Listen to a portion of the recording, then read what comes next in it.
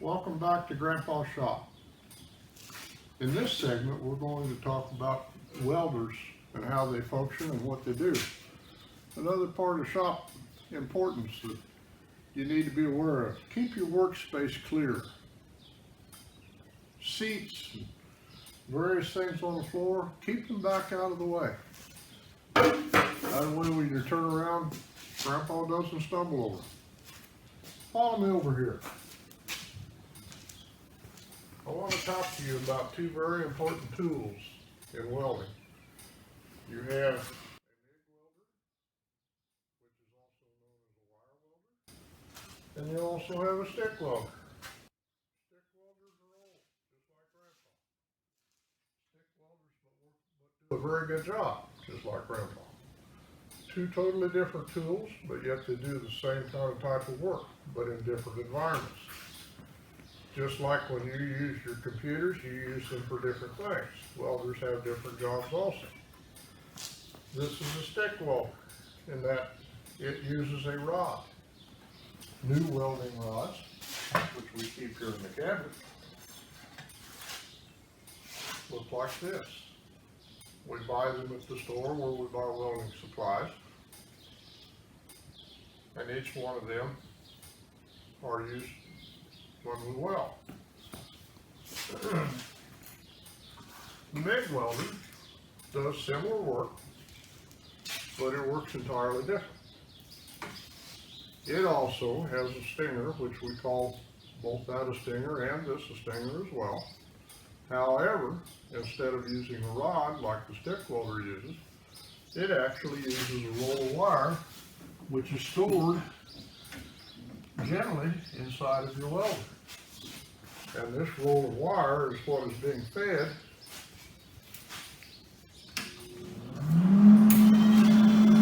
just like that.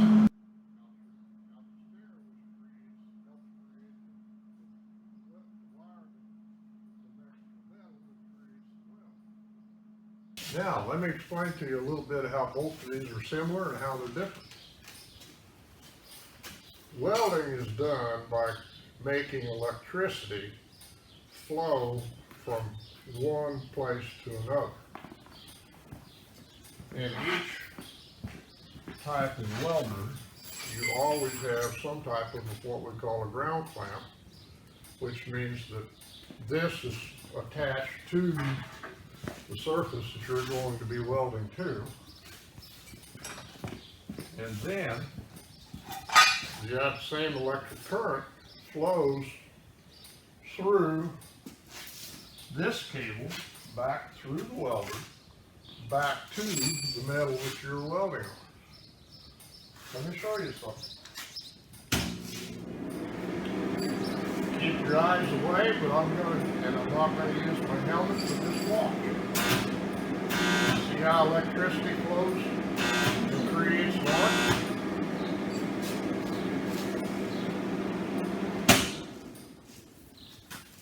The same thing also happens with the MIG welder.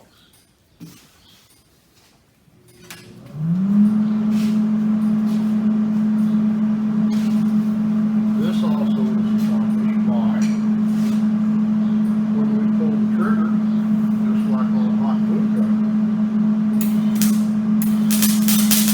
Same thing. Now let's talk about a little bit more about safety. One of the very important things about shop safety becomes when you weld is your welding helmet.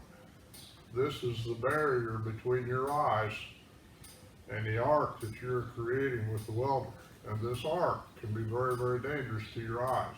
It is very much like looking at the sun with a naked eye. You can use a welding helmet and you can look at the sun and you will not damage your eyes. Welding helmets come in various forms. They all will have a very similar look to this one, but they also will have various settings and types of settings within the lenses on them. Welding helmets come at a different price, anywhere from $40 to $50 for a new one that is still just a basic helmet. It could be $300 to $400 for a very elaborate one. Either one will do the job. let me put my welding helmet on and let's try something here. Your headbands on your welding helmet are expandable and contractible by pushing in on this knob on the back and turn that. That in turn changes the diameter on the headband, allows to fit various people's head sizes, and also over your hat if you're wearing a hat. Right now I'm going to take my hat off and I'm going to just wear just a plain hood because it is kind of summertime here and I really don't need a hat. Now, watch what happens when I use a stick welder. And I'm going to employ my helmet, and I'm going to go to weld, and that thing happens here. Follow me through.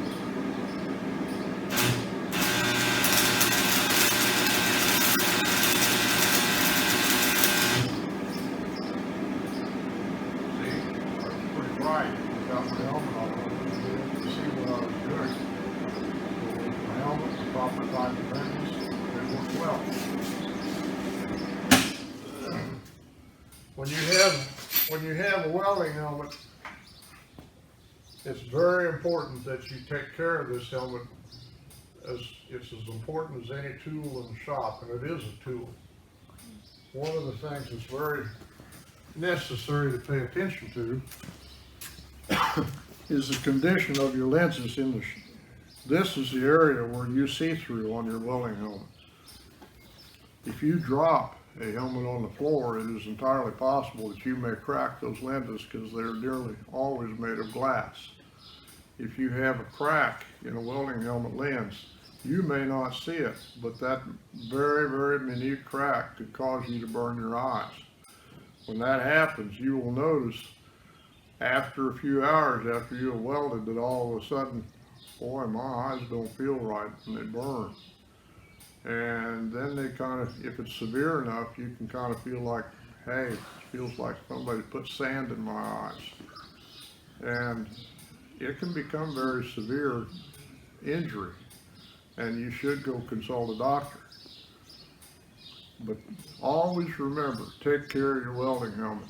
When you're done with it, the best way to store a welding helmet is always store it upside down like this. That way you protect your lenses and your covers on your lenses so they don't become scratched. A good place to store your helmet when you're done, always put it in a cabinet. Look right here where I store mine.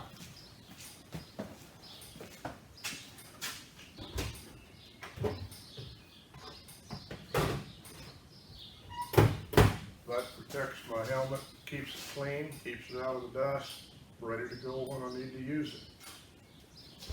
I want to show you the other welder. Watch this.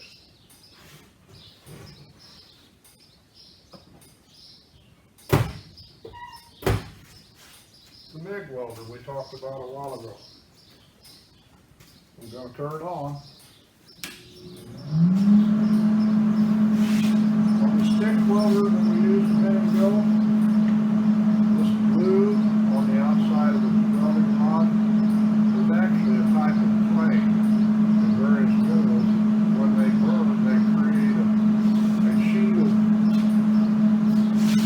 of gas around this weld, which in turn allows that metal to melt and become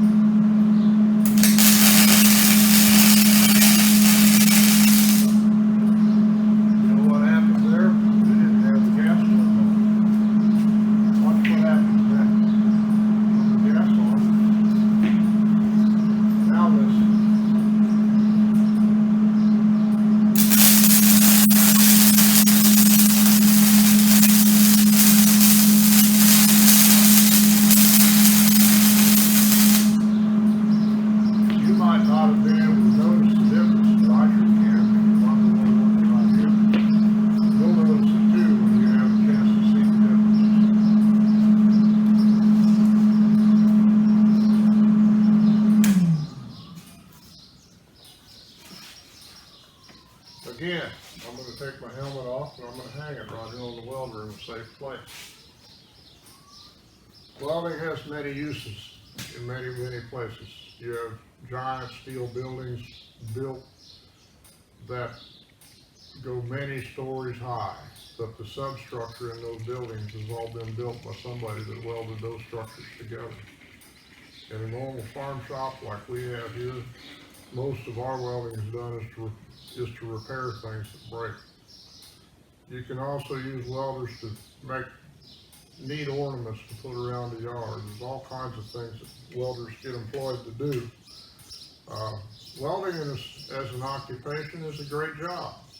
Good paying job, work's not especially difficult, but the pay usually reflects how the difficulty and the technicalities that come with it. So don't ever be afraid to look at that as an occupation.